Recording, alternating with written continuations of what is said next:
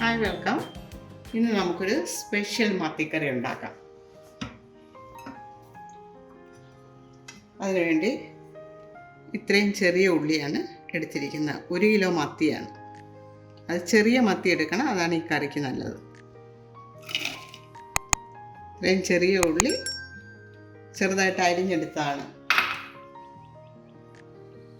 ഇനി ഇതിലേക്ക് ഒരു വലിയ തക്കാളിയുടെ 1/4 ഭാഗം നീളത്തിലാണ് അരിഞ്ഞിരിക്കുന്നത്.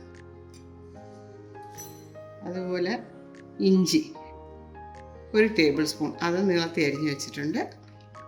2 പച്ചമുളക് കീറിയത്, കറിവേപ്പില ആവശ്യത്തിന്, കാശ്മീരി മുളക് പൊടിയാണ് ചേർക്കുന്നത്, അത് 2 ടേബിൾ സ്പൂണാണ്.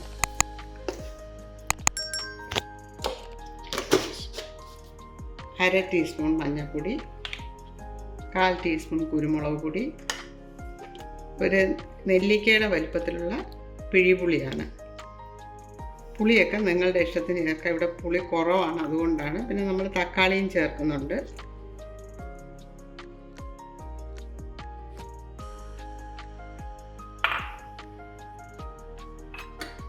ഇനി ഉപ്പ്,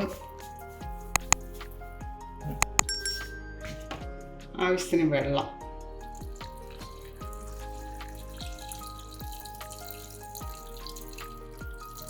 ഇത് വളരെ ടേസ്റ്റി ആയിട്ടുള്ളൊരു മത്തിക്കറിയാണ്. പിന്നെ തിക്ക് ഗ്രേവി ഒന്നുമില്ല. അത് തേങ്ങ അരച്ച് ചേർക്കുകയോ മല്ലിപ്പൊടി ചേർക്കുകയോ ഒന്നും ചെയ്യാത്തതുകൊണ്ടാണ്.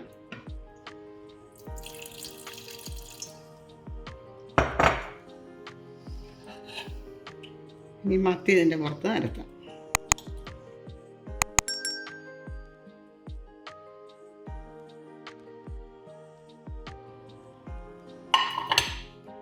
നിങ്ങളിത് ചെയ്ത് നോക്കണം, എന്നാലും അതിൻ്റെ ടേസ്റ്റ് അറിയത്തുള്ളൂ. ഗ്രേവിക്ക് നല്ല ടേസ്റ്റാണ്.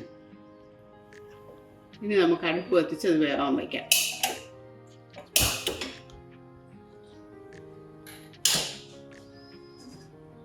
അടച്ചു വയ്ക്കണം. ഇനി തിളച്ചിട്ട് ഉലുവ ചേർക്കാനുണ്ട്. മത്തിക്കറി നന്നായിട്ട് തിളയ്ക്കുന്നുണ്ട്. ഇത് 1/2 ടീസ്പൂൺ ഉലുവയാണ്. കുറച്ച് സമയം മുമ്പ് ഞാൻ വെള്ളത്തിലിട്ടിരുന്നതാണ് കുതിര. തിളയ്ക്കുന്ന സമയത്താണ് ഇത് ചേർക്കേണ്ടത്.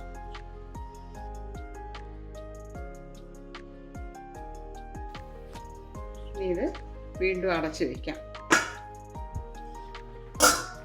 മീനൊക്കെ വെന്ത് ഇനി നമുക്കിത് വറ്റാനായിട്ട് ചെറിയ തീയിൽ വയ്ക്കാം. അതിന് മുമ്പ് ഒരു 1/2 ടീസ്പൂൺ ജീരകം, അത് പൊടിച്ചതാണ്.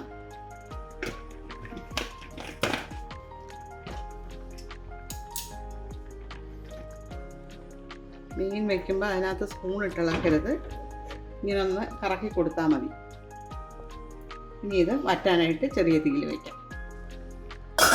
നമുക്ക് എരിവും ഉപ്പും ഒക്കെ ഒന്ന് നോക്കാം.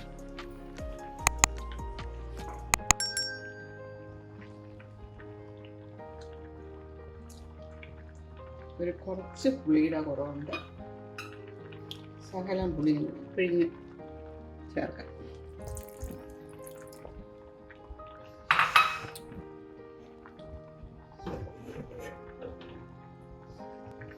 ഇനി തീ ഓഫ് ചെയ്തിട്ട് ഇച്ചിരി പച്ച വെളിച്ചെണ്ണ ഒഴിക്കാം. 1 ടേബിൾ സ്പൂൺ. ചൂടായി കിടക്കുന്ന മറ്റൊരു പാനിൽ അല്പം എണ്ണ ഒഴിക്കാം. വെളിച്ചെണ്ണയാണ് ഇതിന് ഉപയോഗിക്കുന്നത്.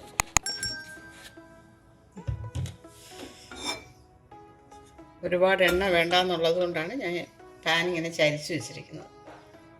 1 table spoon ginger garlic paste. Paste എന്ന് പറയാൻ പറ്റത്തില്ല, ചതച്ചെടുത്തതാണ്. അതൊക്കെ ഞാൻ ഇതിന് ടേസ്റ്റ്.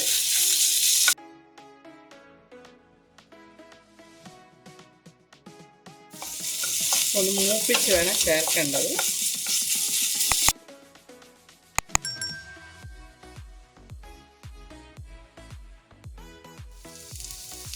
ഇതിനോടൊപ്പം ഒരു 2 കറിവേപ്പില.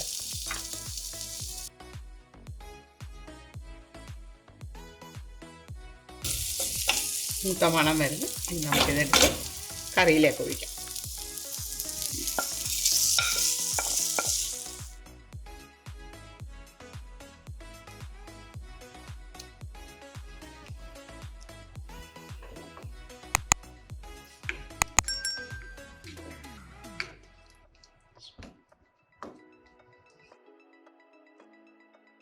നമ്മുടെ സ്പെഷ്യൽ മത്തിക്കറി റെഡിയായി.